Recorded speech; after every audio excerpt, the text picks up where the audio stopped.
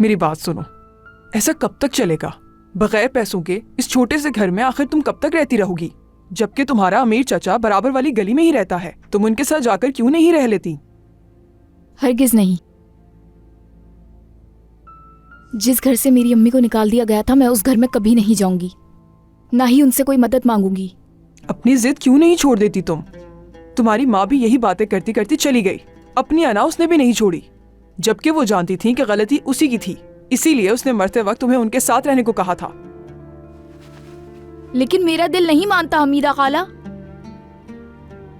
जब उन्होंने मेरी अम्मी को कबूल नहीं किया तो मुझे कैसे कबूल करेंगे? उनके बारे में सोचती ही नहीं हूं मैं। किसी भी तरह ये सब कुछ खुद संभाल लूंगी मैं।